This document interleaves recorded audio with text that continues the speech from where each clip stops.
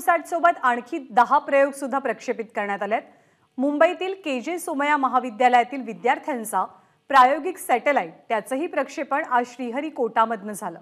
या संदर्भात केजे सोमय्या महाविद्यालयातल्या विद्यार्थ्यांशी संवाद साधून त्यांच्या भावना जाणून घेतल्यात मनश्री पाठकनं। कॉलेजचे विद्यार्थी सध्या आपल्या सोबत आहेत। मला सांगा की तुमचा आजच्या मोहिमेत नेमका वाटा काय आहे? तुमचं कुठलं सॅटेलाइट आज लॉन्च झालंय, त्याचा उपयोग काय असणार आहे? सो बेसिकली आता जे इस्रोचं इस्कोसॅट मिशन चालू आहे त्याच्याबरोबर इस्रोने जे आता सध्या गेलेलं आहे बिलीफसॅट म्हणून आमच्या कॉलेजच्या ग्रुप सॅटेलाइटचं नाव आहे। सो NLI अंडर म्हणजे न्यू लीप इनिशिएटिव्ह आणि आता सध्याचा new leap labs. So basically 6 वर्षाचा हा पूर्ण काही प्रवास आहे तो आहे आणि त्यामध्ये वेगवेगळ्या पद्धतीने डेव्हलपमेंट करून सुरुवातीला आमचा पेलोड कॅमेरा होता आणि आता जे आहे ते डिजिपिएटर ज्याला म्हणतात, जे बेसिकली हॅम रेडिओसाठी यूज केलं जातं। हॅम रेडिओ बेसिकली काय आहे तर डिझास्टर मॅनेजमेंट, ज्यावेळी एखादं पृथ्वीवरती संकट येतं त्यावेळी या हॅम रेडिओचा उपयोग करून कम्युनिकेशन केलं जातं। सो ही फार महत्त्वाकांक्षी मिशन आहे, जेणेकरून ज्यावेळी एखादं संकट येईल तर त्या संकटावरती मात करण्यासाठी हा सुंदर प्रयोग आहे।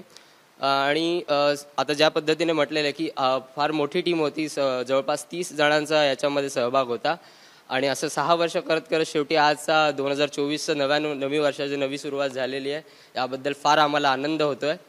ये जैसे उन्होंने बोला 6 साल का पूरा काम था ये, इसमें हमने बहुत सारी चीज़ें बदली थी। पहले हमने चालू किया था इसको, हमने सोचा था ये हमको फ़ोटो भेजेगा वहाँ से, बट फिर हमको मालूम पड़ा वो नहीं हो पाएगा, तो फिर हमने उसको जैसे उन्होंने बोला APRS डिजिपिटिंग तक रख लिया। इस दुनिया में कोई भी कहीं भी रहेगा, अगर सैटेलाइट उसके रेंज में रहा तो फिर वो उससे बात कर सकता है और फिर वो सैटेलाइट दुनिया में जहाँ जहाँ तक फैला सकता है उस बात को फैलाएगा। इस तरह से दुनिया भर में बातचीत हो सकती है। ये बनाने में जैसे हमको 6 साल लगा था, इसमें सबसे ज़्यादा काम हमने पिछले 2 साल में किया है, जहाँ पे हमने इसको पूरी तरह से बदल दिया था, पूरा बदलाव किया था और ये एक अलग रूप में अभी सबके सामने आया है।